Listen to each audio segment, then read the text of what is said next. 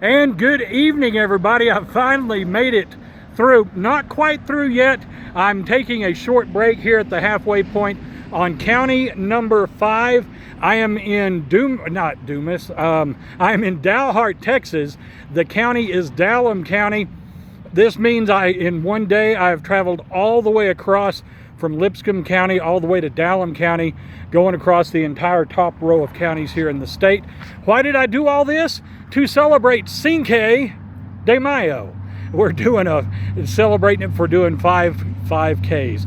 Now, Dalhart, Texas, probably one of the things that it is most famous for is the XIT Ranch that used to take up a huge chunk of the Texas Panhandle. You still see signs for it around the area, you still see, but I want to know if there is more that Dalhart has to offer. And so for that, I'm going to be talking with Jennifer K. Bean. She is somebody who found me after I did a 5K down in Paladura with one of her friends. And she said, hey, if you're ever up this way, we'd like to do a 5K. And I said, you know, I just happened to be doing something like that. And so we got together. She not only has her own, I'll let her tell you more exactly what it is, but she is a personal trainer. And on top of that, she kind of heads up what is known as the Dalhart Rock Runners. And so joining me here on our little video for today is Jennifer K. Bean. And Jennifer, welcome. Thank you. Jennifer, tell us a little bit, first off, what are the Dalhart Rock Runners? Dalhart Rock Runners started a few years ago. I led a group called Run for God. I had back surgery and wasn't sure I was ever going to be able to run again. And a friend introduced me to Run for God, so I decided to lead that at our church. And we had about 40 people who participated in that first 5K, anywhere from 12 years old up to about 70. And so it's just a group that has stayed around. That was in 2012.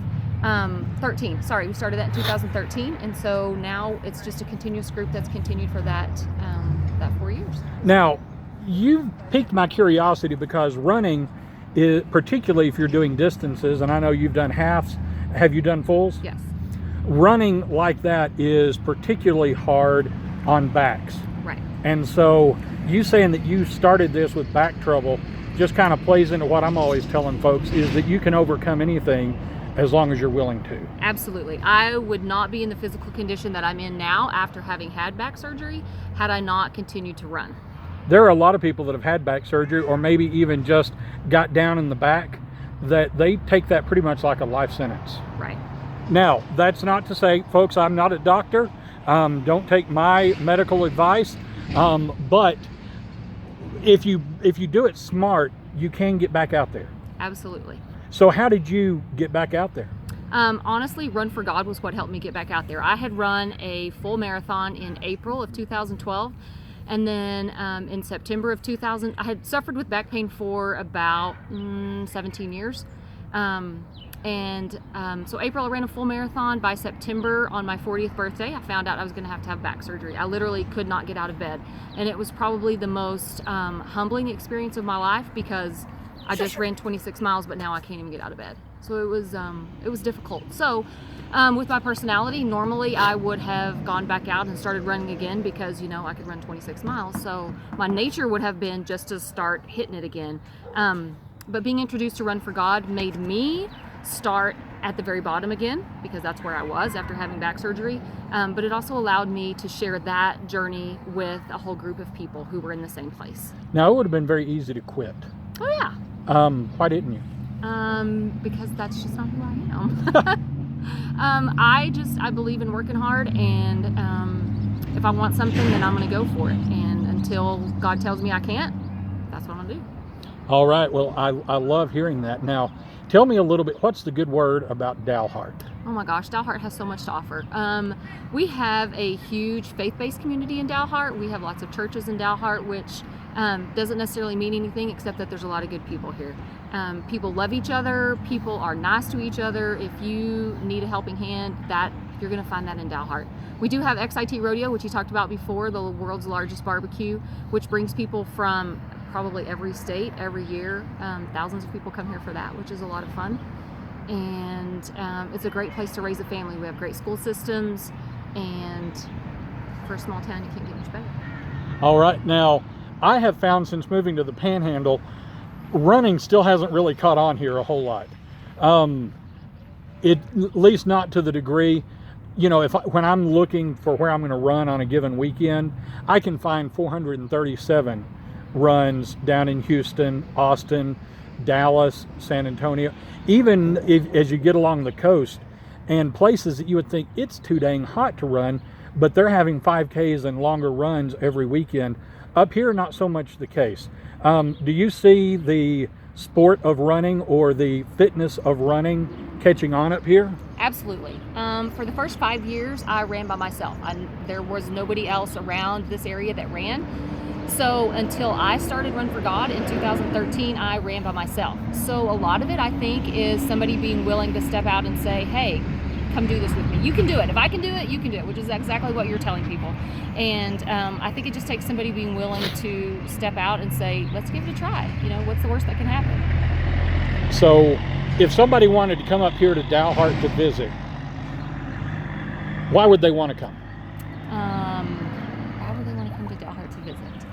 Well, you can come run with us. We have the Rita Blanca Lake Trail area. We have some great trails, great hiking. Just the people.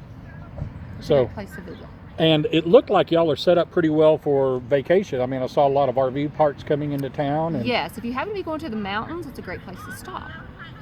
So now, folks, I will warn you, your Dalhart is not in Oklahoma, but you can smell it from here. That's a true story. Especially if the wind is just right. And you're close to God's country over in New Mexico, so this is a great place to be.